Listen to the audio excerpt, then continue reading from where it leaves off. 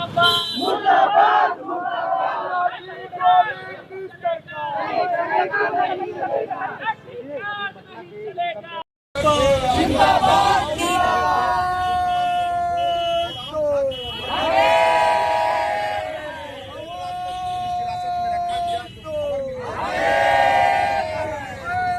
Income tax चौराहे के पास मौजूद हूँ और यहाँ पे देखिए सम्राट चौधरी का पुतला दहन किया गया है।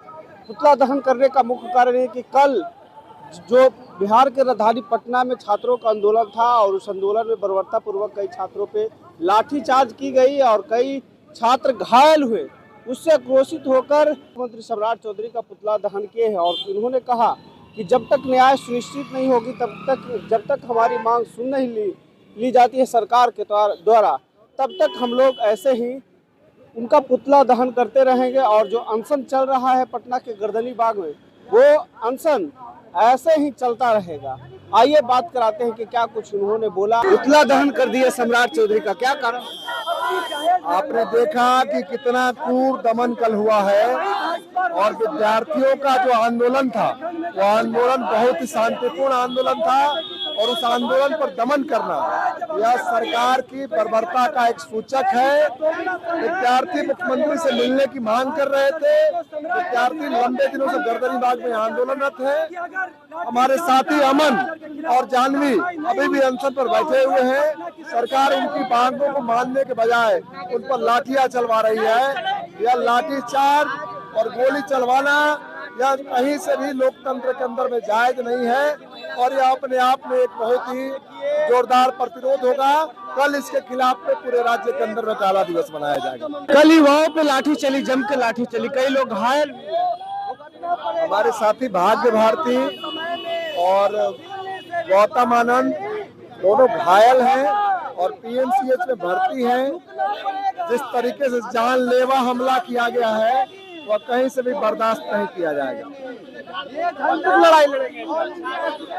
कल हम लोग इसके खिलाफ में पूरे राज्य में काला दिवस मनाएंगे। देखिए क्या कहेंगे, पुतला दहन कर दिया सम्राट। जिस तरीके से बिहार की सरकार छात्रों पर लाठीचार्ज कर रही है उसके खिलाफ आज प्रतिरोध में हम लोगों ने पुतला दहन किया है और आने वाला समय में हम लोग कल पूरे बिहार के अंदर सम्राट चौधरी का पुतला दहन करेंगे और हम ये बताने का काम करेंगे कि बिहार की सरकार छात्रों पर किसी तरह का दमन करके साइड हो जाइए।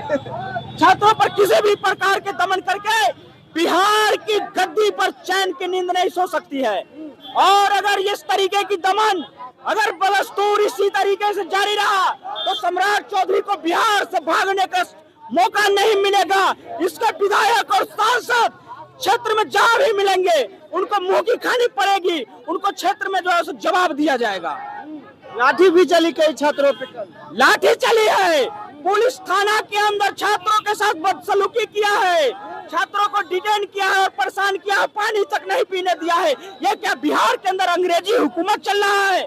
और अगर सरकार को ये लगता है कि अंग्रेजी हुकूमत है तो हम बता देना चाहते हैं कि देश 1947 में आजाद हुआ था और आज तुम उस आजाद मुल्क की आवाज को AK-47 के बल पर जो दबाने का प्रयास कर रहे हो, ये प्रयास को मैं कामयाब नहीं होने दूंगा, नहीं होने दूंगा, नहीं होने दूंगा। लड़ाई रहेगी जब तक सरकार का अड़ियल रुख रहेगा, जब तक सरकार झुकेगी नहीं छात्रों के डिमांड पर, परीक्षा के अंदर पारदर्शिता, नियमितता और जवाबदेही जब तक तय नहीं होती है तब तक संघर्ष जारी रहेगा। कल को भी डिटेन किया गया था, लगभग 9-10 बजे छोड़ा गया था। आज पुतला दहन करने पहुंच गए सम्राट चौधरी। देखिए, जिस तरह से छात्रों पर लाठीचार्ज हुआ, हमारे कई साथी पीएमसीएच में एडमिट हैं और बेरहमी से मारा गया, वाटर कैनन चलाया गया और इस तरह का दुर्व्यवहार किया गया।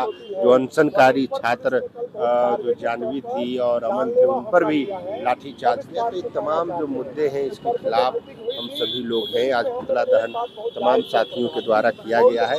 सरकार हम उस घटना की निंदा करते हैं और मुख्यमंत्री जी का पुतला ये जलाया गया है कि आप समझिए कि कैसे छात्रों पर आप टॉर्चर कर रहे हैं, छात्रों की मांग को पूरा नहीं कर रहे हैं। और ये बात पूरे बिहार के छात्र नौजवान, बिहार की जनता सब एनडीए सरकार के खिलाफ हो गई है। बिल्कुल बगावत पे उतर गई है। तो ये आंदोलन को और हम तेज करेंगे। हम लोग न जेल जाने से डरते हैं, न लाठी से डरते हैं, बिल्कुल हम लोग डरने वाले नहीं है। आंदोलन को और तेज करेंगे। कल का आंदोलन से कितना प्रभाव पड़ा सरकार? बहुत प्रभाव पड़ा है। सरकार डरी हुई है, सरकार झुकने के लिए तैयार है और हम लोग सरकार को झुकाने का भी काम करेंगे। शिक्षा नीति जो सरकार की है वो बिहार का गलत है। शिक्षा सत्याग्रह, शिक्षा आंदोलन के माध्यम से हम सरकार को अपनी मांग रख रहे हैं कि आप बिहार के जनता के हित में आप शिक्षा और रोजगार में जो घोटाला हो रहा है, इस तरह से हो रहा है, उस पर पारदर्शिता जरूरी है, उसकी जांच जरूरी है और जो पदाधिकारी मंत्री है उसको सस्पेंड किया जाए, उसको इस्तीफा लिया जाए। यही हम लोगों का मांग है। पर ये सरकार लाठीचार्ज कर रही है, छात्र से थोड़ी डरने वाले हैं। हम लोग पर FIR हुआ, 70 लोगों पर नेम्ड FIR है और भी 5,000 लोगों पर अज्ञात FIR है। उससे हम लोग डरने वाले नहीं हैं। हम लोग शिक्षा के लिए आगे बढ़ेंगे और बिहार में शिक्षा की क्वालिटी बढ़ाना होगा सरकार को। हम लोग चाहते हैं कि एजुकेशन की क्वालिटी बढ़े ताकि बिहार का जो गरीब जनता, युवा छात्र, युवा नौजवान है उसको बेहतर क्वालिटी की शिक्षा मिले। कई लोगों को पीटकर घायल कर दिया गया। आपका मित्र गौतम आनंद जी भी थे, उनको भी घायल किया। हाँ बिल्कुल, हमारे संघर्ष कल हम लोग रात में उनसे मिलने के लिए गए थे। पप्पू यादव जी के साथ गए थे। गंभीर चोटें भाग्य भारती गौतम आनंद जी को आया है। तो संघर्ष के साथी हैं, मगर ये सरकार का बिल्कुल ही रवैया, तानाशाही रवैया है, ये ज्यादा देर तक नहीं चलने वाला। कब तक आंदोलन हम आगे बढ़ते रहेंगे, आंदोलन करते रहेंगे। पुतला दहन किया गया सम्राट चौधरी जी का।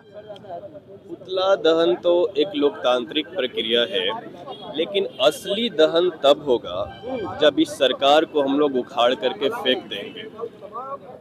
अब वक्त आ गया है कि जिन लोगों ने इस सरकार को बनाया, अब उस सरकार को उखाड़ देने का वक्त है। मैं ये नहीं कि ये कोई वाहवाही में ये बात नहीं कह रहा हूँ सर, आप इस बात को समझिए, आप लोगों की भावनाओं को समझिए। आज के डेट में लोग उबे हुए हैं, इस सरकार को देखना नहीं चाहते हैं।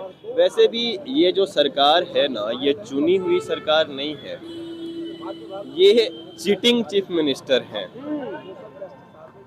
इनके नाम पे लोगों ने कभी बहुमत नहीं दिया था। और वैसे भी जब बहुमत की बात आती है आज के ये EVM वाले दौर में, तो मुझे बहुमत पे सिर्फ हमारा नहीं बल्कि लोगों के मन में एक गहरा शंका है कि ये सिस्टम को हैक करके ये जो सरकार है वो सरकार बनाई है।